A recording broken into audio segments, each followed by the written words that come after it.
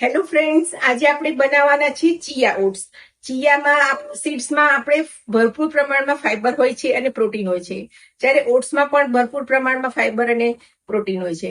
તો આ જ્યારે આપણે ડાયટ કરતા હોય ત્યારે આ ખાવાથી આપણી હેલ્થ ખૂબ જ સારી રહે છે. એની અંદર આપણે ફ્રૂટ પણ નાખીશું અને મસાલા પણ નાખીશું, તો ઝડપથી રેસીપી બની જાય છે. તો ચાલો આપણે રેસીપી જોઈએ. તમે મારી ચેનલ સબસ્ક્રાઇબ કરજો, લાઈક કરજો અને શેર કરજો. તો આ ચિયા સીડ્સને મેં 3 કલાક પલાળી રાખ્યા છે અને આપણા સીડ્સ એકદમ ફૂલી ગયા છે. આ મેં 1 કપ દહીં લીધું છે, અડધો કપ આપણે ઓટ્સ લીધા છે, આ દાડમ છે, આ નાશપતિ આવે છે એને કટ કર્યું છે, કાકડી છે, લીલા ધાણા છે, મરી પાવડર છે, આ મીઠું છે. તો હવે આપણે રેસીપી સ્ટાર્ટ કરશું. આ ચિયા ઓટ્સ છે એ મેં આ નોર્મલ ચમચી જે આપણે જમવાની આવે છે એ 2 ચમચી મેં પલાળ્યા છે. તમારે વધારે ઓછા જે ગમતા હોય પ્રમાણે કરી શકો છો. અને આ ઓટ્સ છે એને આપણે આ એક પેનમાં લઈ અને શેકી લેવાના છે, કોરા શેકી લેવાના છે. તો અહીંયા કોરા જ આપણે શેકવાના છે, તો એને મીડિયમ ગેસ ઉપર શેકી લેવાના છે.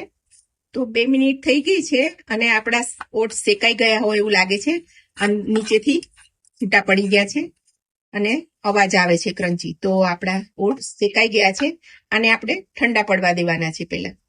તો હવે ગેસ બંધ કરી દઈશું. તો હવે આપણે બધું બાઉલમાં મિક્સ કરીશું.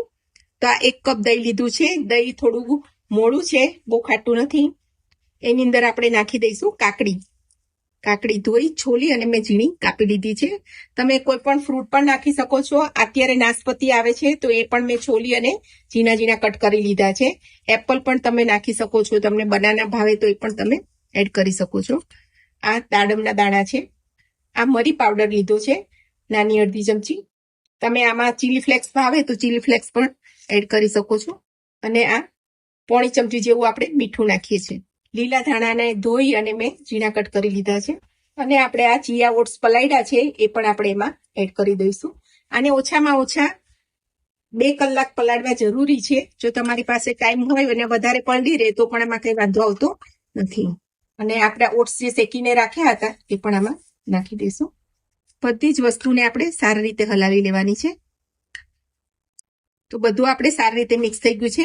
તમને આની અંદર જો સ્વીટ ભાવતું હોય તો તમે મધ પણ નાખી શકો છો. તો હવે આપણું સલાડ રેડી થઈ ગયું છે, એને આપણે સર્વિંગ બાઉલમાં લઈ લેશું.